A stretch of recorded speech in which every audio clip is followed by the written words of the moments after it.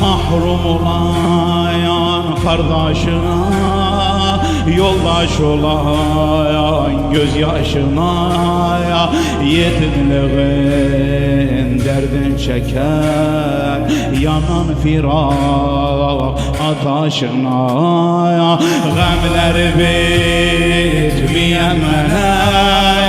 hasratı gitmeyemene gamleri bitmeyemene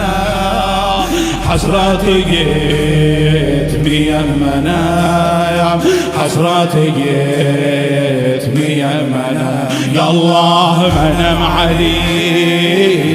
la menem garib Allah menem garib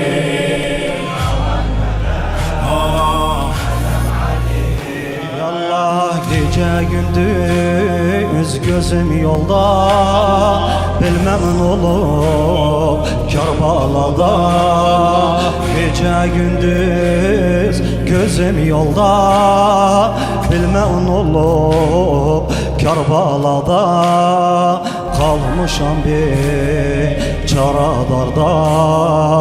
babamla yoktu bir haber yallah menem Ali la menem garib xabar menem garib menem Ali bacıların veda'iden yüreği keler ve neyyiden bacıların veda'iden yüreği keler ve neyyiden kürbalar hasratına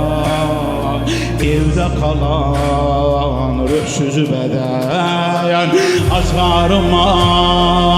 yanan menem ciğer oğlanan menem Allah azgarıma yanan menem ciğer oğlanan menem ciğer oğlanan menem yallah menem Ali la menem garib khala menem Allah menem garib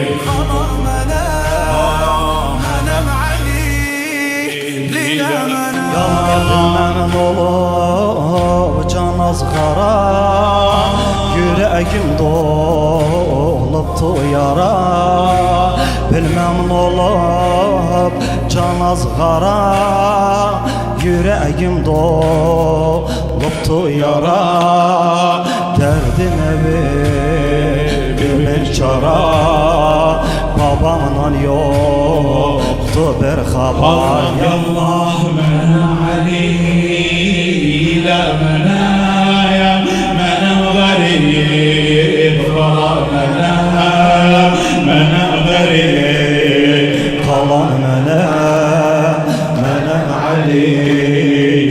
la menem babacan dilinde sözü yollar bekleyen gözü babacan dilinde sözü yollar bekleyen gözü ekbarahem alemdara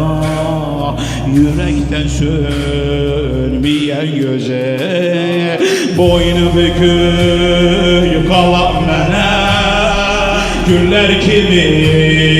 sulan menem boynu bükük kalan menem güller kimi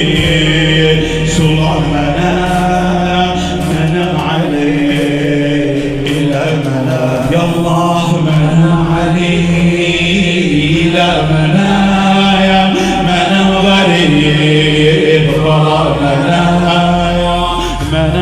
gözleri. Hasta kaldım Medine'de, babama canımdır fida. Hasta kaldım Medine'de, babama canımdır fida. Bilmem ne zaman nede, babamdan yoktu bir haber. Yallah menem aleyh ile menem